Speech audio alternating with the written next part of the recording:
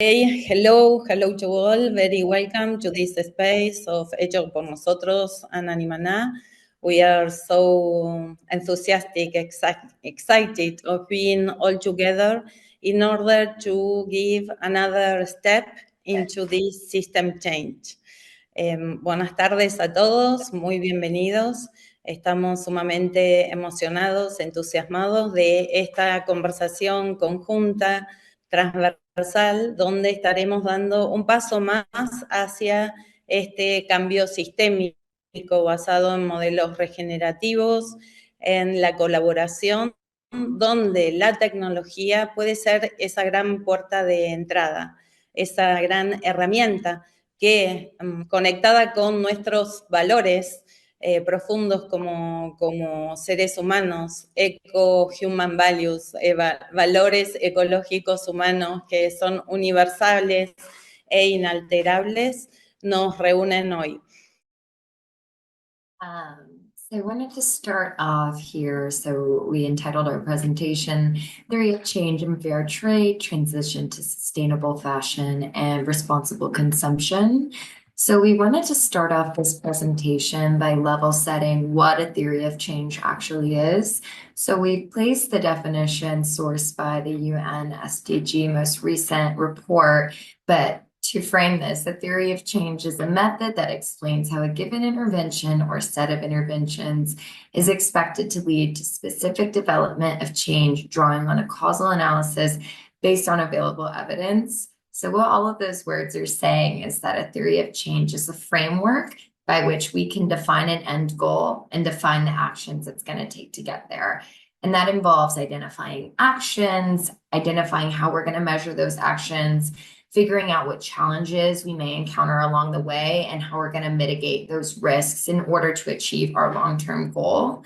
And so, as Camila mentioned, we're a group of researchers approaching the multifaceted problems of sustainability and challenges to achieving sustainability through a theory of change lens. So what actions can we take to get to that end goal?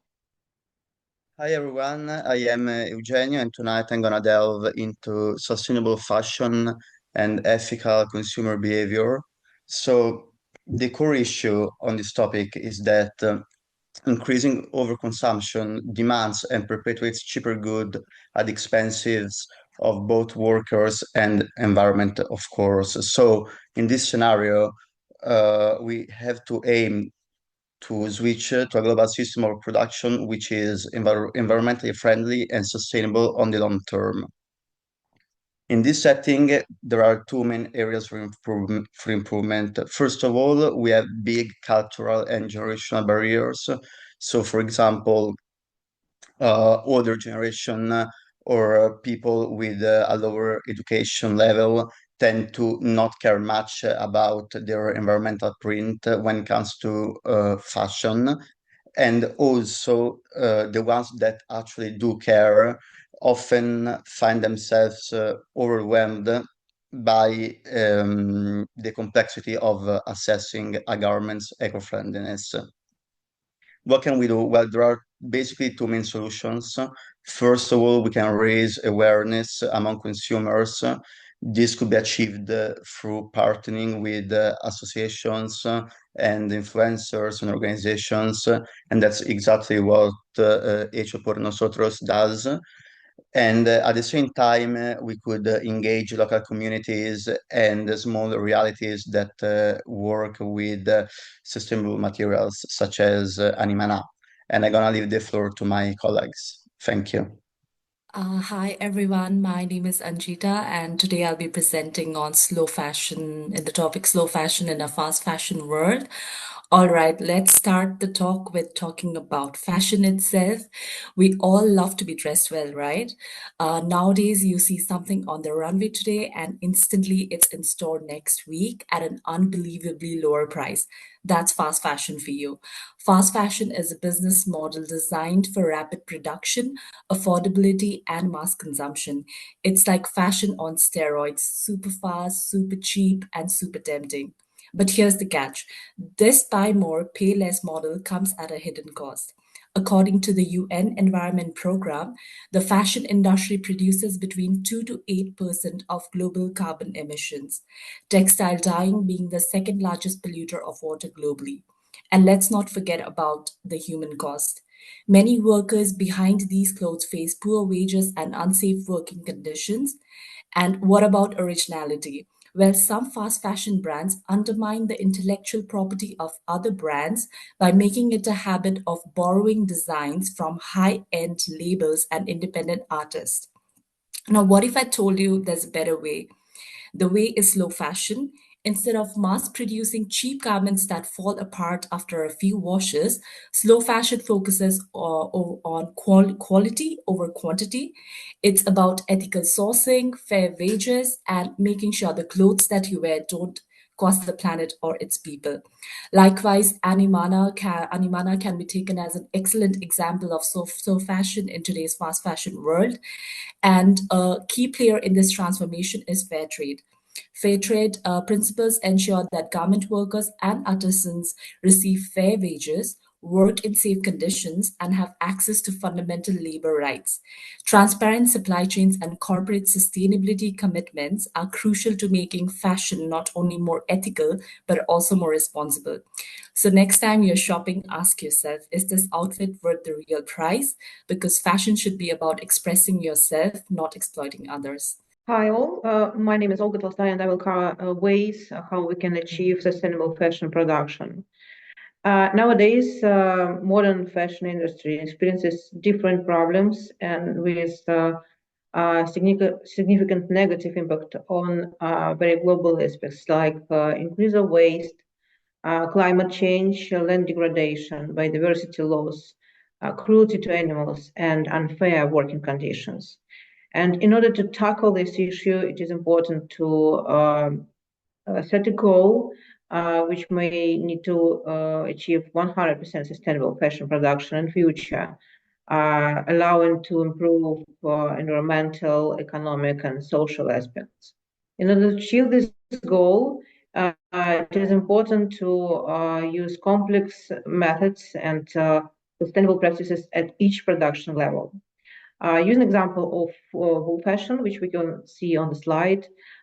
We can cover different aspects like social welfare, animal welfare, production of wool, like using agricultural aspect, eco-textile production, then production of clothes, which can last long, and finally the stage connected with post-production activities allowing to reduce waste.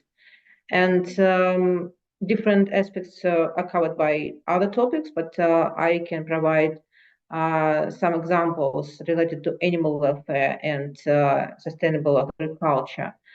Like when we're talking about animals, it is essential to provide balanced diets and clean water to animals, minimize stress as much as possible, provide natural behavior, health control, and ethical breeding.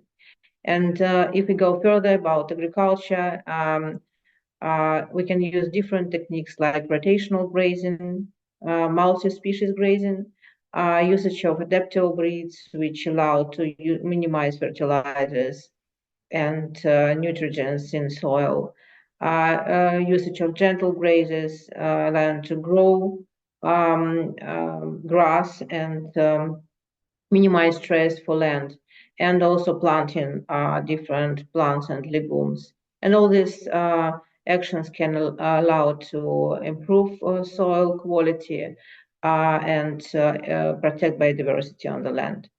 And of course, this is only a few examples.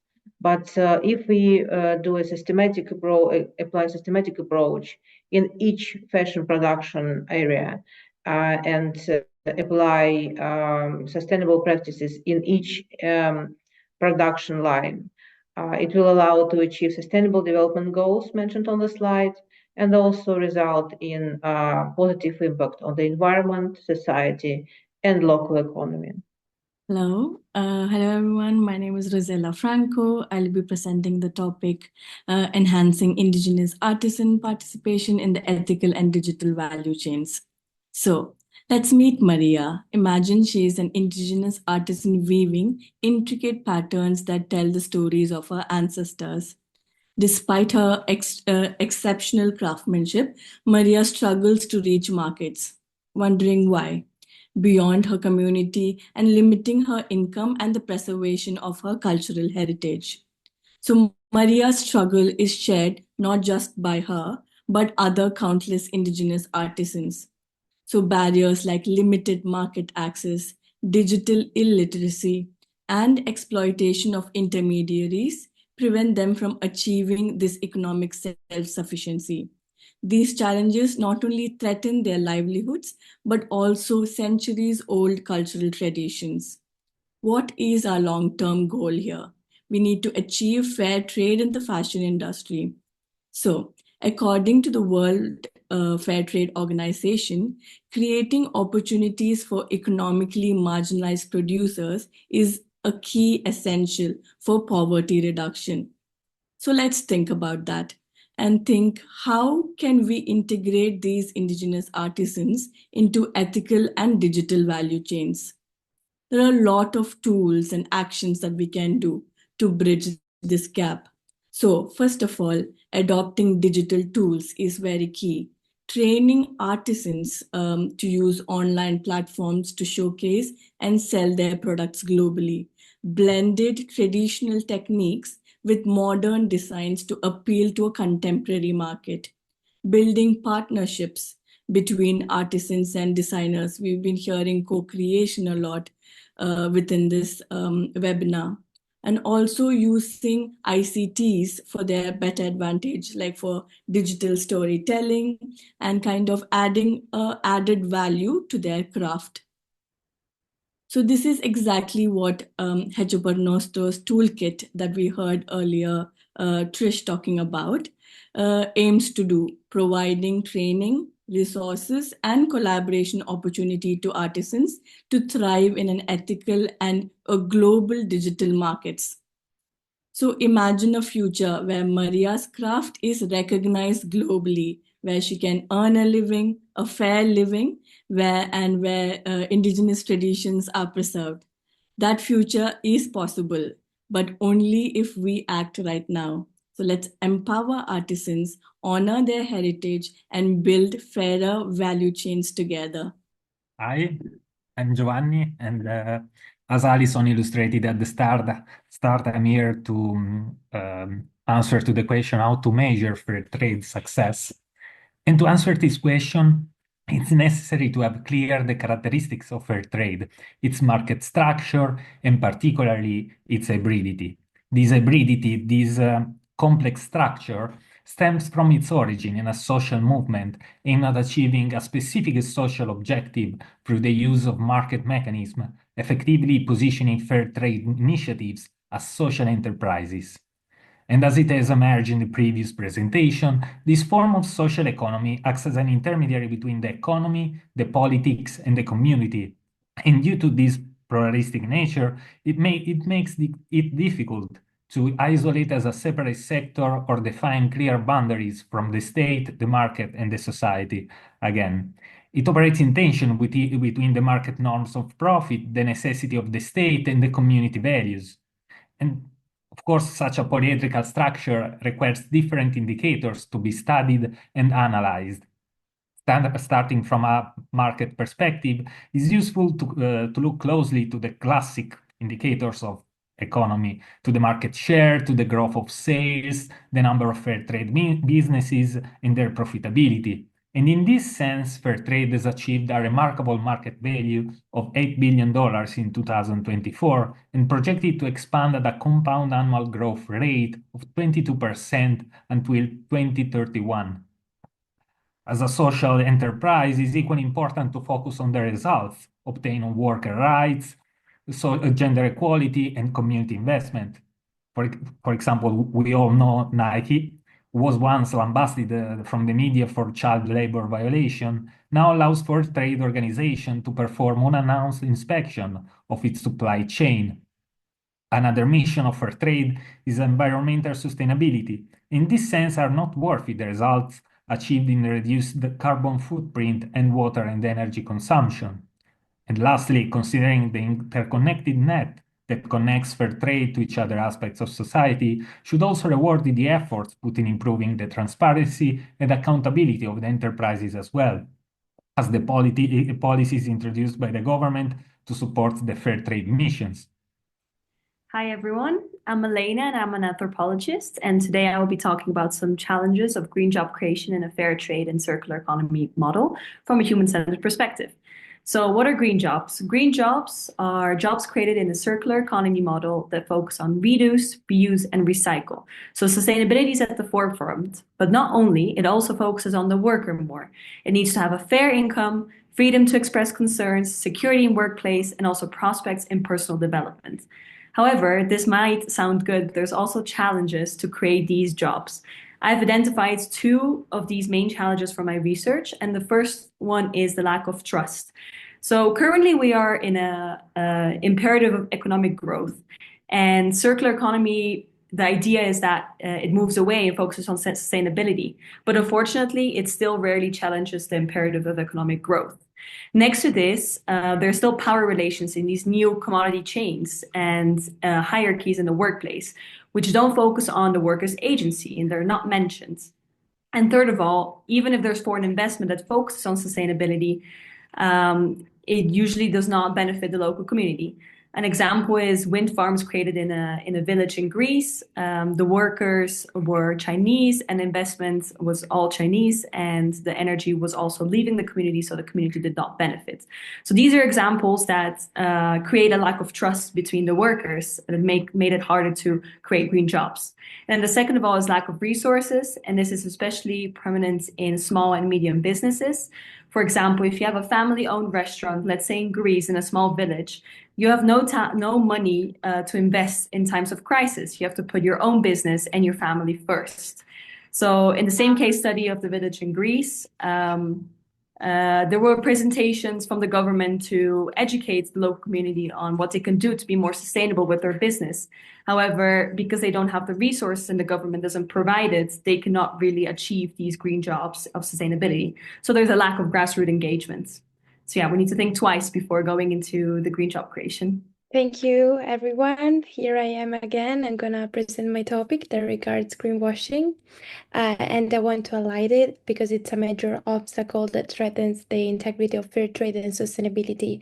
While many companies claim to champion ethical sourcing and environmental responsibility, some of these promises are nothing more than marketing tactics, words without action. This deception not only misleads consumers, but also slows down real progress in creating fair trade systems that work for everyone. Greenwashing is when companies misrepresent their sustainability efforts, making the public believe that they are doing more for the environment or ethical trade than they actually are. In the context of fair trade, greenwashing is particularly dangerous. It gives the illusion that we are meeting our goals, so ensuring fair wages, ethical sourcing, and sustainable production, when in reality, exploitation and inequality continue behind the scenes. If we don't recognize this risk, we risk celebrating progress that doesn't exist. Let's take a real-world example. Loro Piana, a luxury brand famous for its vicuña wool garments with coats that sell for over $30,000 each. On paper, the company promotes sustainability, claiming to invest in local communities and infrastructure. But if we look deeper, the reality is far different. Over the past decade, indigenous farmers who produce this rare wool have seen their earnings drop by 36%, while they continue to live in extreme poverty. Despite their work creating one of the world's most valuable luxury products, these commitments lack access to basic services, directly contradicting Loro Piana's ethical claims. Critics argue that their sustainability narrative is misleading. While they market themselves as a responsible brand, their practices continue to perpetuate inequality. This is greenwashing in action, and it's not just about one company, it's about a broader pattern. When companies engage in greenwashing, they mask real problems, make ethical brands harder to distinguish from dishonest ones, and slow down meaningful change. By identifying greenwashing, we can demand transparency, hold companies accountable, and push for real fair trade practices, not just words, but action. So, as we work towards system-wide fair trade, let's stay critical, let's dig deeper, let's make sure that sustainability and ethics aren't just marketing buzzwords, but genuine commitments in fairness, equity, and truth. Only then we can build a world where fair trade is truly fair for everyone. Thank you.